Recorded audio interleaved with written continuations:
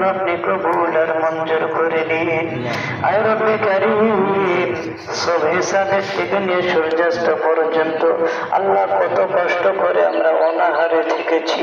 আল্লাহ একমাত্র আপনাকে রাজি করার জন্য, খুশি করার জন্য, আল্লাহ একমাত্র জাহান্নামের ভয়ে জান্নাতের আশায় এই আমলগুলো আমরা করেছি। আল্লাহ, আয় আল্লাহ, যদি আপনি রোজাগুলো কবুল না করেন, আয় আল্লাহ, আমরা তো নাকাম আর ধ্বংস হয়ে যাব।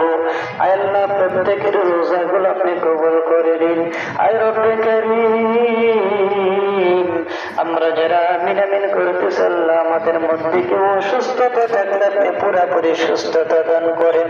আয় আল্লাহ, অনেকের বাবা মা অসুস্থ, মাওলা, কারো সন্তান অসুস্থ।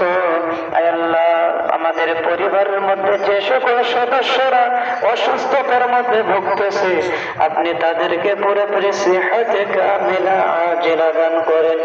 আয় আল্লাহ, কতগুলো পরিবার আছে তারা মুসিবতের মধ্যে ভুগতেছে, আল্লাহ কত টেনশনের মধ্যে ভুগতেছে। আয় আল্লাহ, প্রত্যেকের টেনশনকে আপনি দূর করে দিন। আয় আল্লাহ, বিপদকে আপনি মুক্ত করে দিন। আয় আল্লাহ, আসমানি বালা, জমিনি বালা, সকল ধরনের বালা মুসিবত থেকে আমাদেরকে হেফাজত করেন।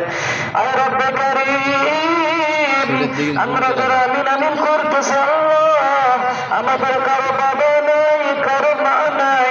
আয় আল্লাহ, কারো জনম দেখে বাবা, জনম দেখে মা, আয় আল্লাহ দুনিয়া ছেড়ে চলে গেছে। আল্লাহ, ঈদুল ফিতরের দিন আজকে আনন্দের দিন, বিবি বাচ্চা নিয়ে কত আনন্দের মধ্যে আমরা দিন কাটাইতেছি। আল্লাহ, আমাদের বৃদ্ধ বাবা মা, আল্লাহ অন্ধকার কবরে শহীদ আছে, আল্লাহ জানি না কবরে কি অবস্থা।